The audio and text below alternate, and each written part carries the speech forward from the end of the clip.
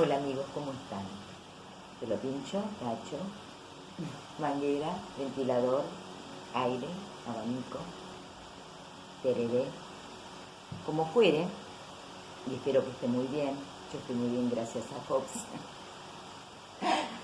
Eh, Está bueno para, como estamos un poquito guardados, leer y pensar.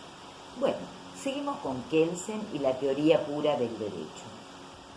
Habíamos dicho que la pretensión de Kelsen, de este gran jurista del siglo XX, que marcó el siglo XX, es establecer los fundamentos de la ciencia jurídica, o sea, la ciencia que tiene como objeto que, ya vamos a ver, pero enfocado el derecho desde ese punto de vista, porque como hecho social que es, lo podemos enfocar desde muchos puntos de vista, pero el jurista busca el propio, aquel que no lo hace depender de ninguna otra ciencia, ni de la naturaleza, ni las sociales, y que define por métodos de conocimiento tanto el objeto de esa ciencia como su método o el medio por el cual se llega a definirlo y abordarlo. O sea que Kelsen está pensando en una teoría general del derecho, válida para todo tiempo y espacio, mientras el derecho sea creado, positivo, existente. No es para este o aquel derecho, para el de tal estado o tal otro, si es nacional o internacional, sino para el derecho en general. Bien, entonces, el objeto de la ciencia jurídica, para Kelsen, es la norma jurídica, y en sentido más amplio, la normatividad jurídica. Jurídica, hay otras, pero nosotros nos concentramos en esta. Y su método o medio de llegar a determinar, definir y abordar ese objeto, o sea, la norma jurídica, es la regla de derecho, que ya vamos a ver en qué consiste y cuál es la diferencia. Si bien la estructura de la norma jurídica y de la regla de derecho son iguales, se trata de juicios hipotéticos, ya vamos a ver cómo están vinculados unos con otros, hay una diferencia. Pero esto nos obliga a hacer algunas precisiones, tales como definir sociedad y naturaleza, ciencias causales y ciencias normativas, principio de causalidad y principio de imputación, y en un cruce de categorías que ya vamos a ver, ciencias de la naturaleza y ciencias sociales. Bueno, vamos a comenzar diciendo que sociedad y naturaleza son hechos, algo que podemos percibir por todos nuestros sentidos. Pero claro, se trata de una diferencia fundamental, porque mientras en un caso esos hechos, relaciones, eventos o seres son del orden del ser, en alemán Sein, cuando nos referimos a los hechos del ser humano, y el derecho lo es porque es un sistema de regulación de acceso al goce, de todo, de los bienes en la sociedad, y una regulación de nuestras conductas intersubjetivas, nos define como tales. Somos derecho, porque no hay comunidad humana, o sociedad, mejor dicho, sin ley, se escriba o no se escriba, o aparezca como apareció junto con nosotros, bajo una mezcla de regulación religiosa, moral, jurídica. Bueno, muy bien, pero siempre estamos en el plano normativo.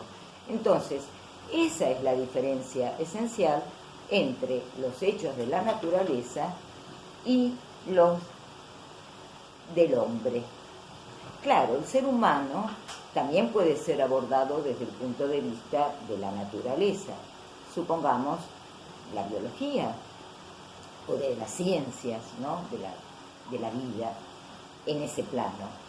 Claro, pero cuando estamos hablando de hechos sociales, cuando estamos abordando nuestras conductas desde el sentido de su significación, nos movemos en un plano normativo, la abordamos desde un punto de vista particular.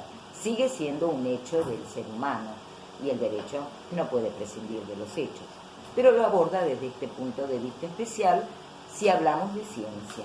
Bueno, ¿se acuerdan cuando hablamos de Hobbes, cómo lo critica Aristóteles?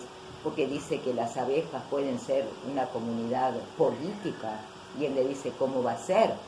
Si eso es del orden de la naturaleza, y ahí no hay palabra, no hay posibilidad de regulación normativa.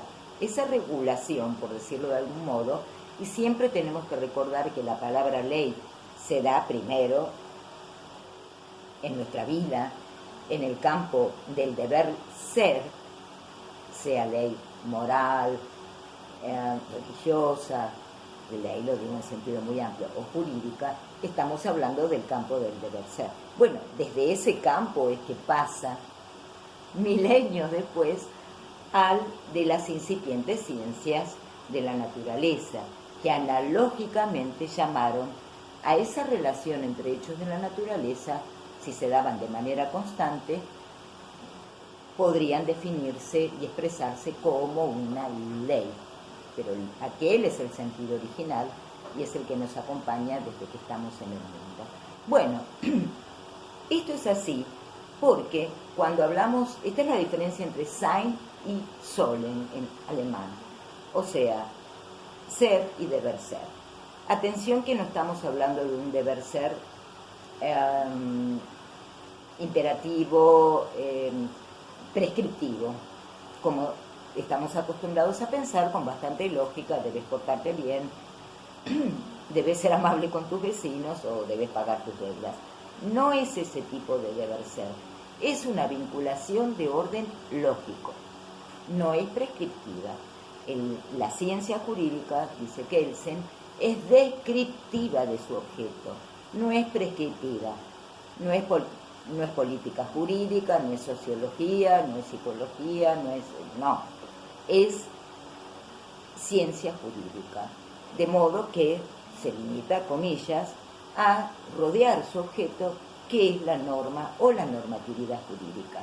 Ahora bien, cuando pensamos en hechos de la naturaleza, del tipo cuando sometemos a calor a un metal, sucede, por lo menos con una altísima probabilidad, y normalmente va a ser así, que el metal se dilate, nosotros establecemos esos dos hechos: calor, metal, dilatación. Bueno, eso es del orden, podríamos decir, de la necesidad. Si no pasó nada extraño, va a suceder. No es que debe suceder. No podemos aplicar criterios normativos a la naturaleza. No podemos aplicar criterios normativos al hecho de que el pez más grande, como dice Kelsen, se coma al más chico. No, está mal, está bien, deberá ser. Obviamente que no. Es así. Bien, eso es del orden del ser. Y el principio por el cual vinculamos en las ciencias de la naturaleza un antecedente a un consecuente se llama principio de causalidad. Entonces sí podemos decir que la dilatación del metal es un efecto de la aplicación de calor y podemos hablar de una relación de causa y efecto. ¿Es así en el ámbito normativo? No, ahí estamos hablando de un deber ser. No estamos hablando estamos hablando de hechos que normalmente son conductas humanas, pero podrían no serlo también. Pero pongamos lo que normalmente se da. Pero la vinculación entre esos dos juicios hipotéticos no es del orden de la necesidad, es del orden de la imputación. Y esto es de lo que nos habla Kelsen. En un caso, o en un tipo de ciencia, aplicamos el principio de causalidad. Así es. En otro, no es esa la vinculación entre dos hechos, sino que vamos a tener un antecedente y un consecuente, que son juicios hipotéticos en sentido lógico, Y vamos a aplicar un principio de conocimiento diferente, porque la relación de causalidad es un principio de conocimiento, no está íncita en las cosas ni en los seres de la naturaleza. Bueno, el principio de imputación también es un principio de conocimiento en sentido kantiano, en sentido epistemológico, que es nuestra herramienta para dar cuenta de determinados hechos del hombre, en este caso, sus relaciones sociales.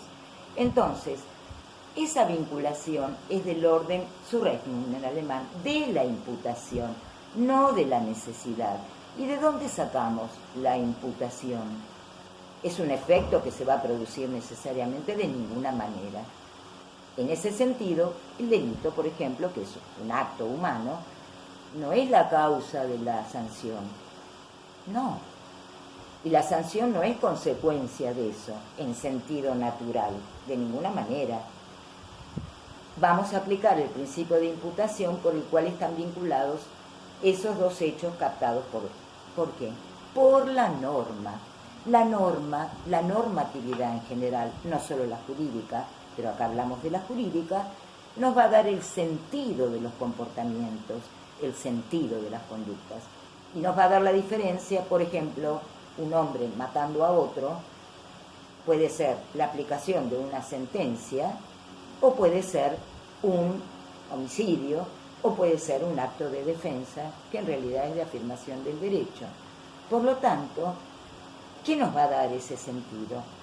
La normatividad. No se trata de trozos de vida en su totalidad, se trata del sentido de las acciones humanas. Y lo que es en sentido lógico y consecuente, no en sentido natural, por ejemplo, una sanción, se sigue una sanción o una autorización, esa vinculación se manifiesta por el deber ser, que no es, acuérdense, no es prescriptivo, es descriptivo. Y eso es lo que llamamos principio de imputación. Y ese es el modo en que opera la ciencia jurídica. ¿Seguimos la próxima? Gracias.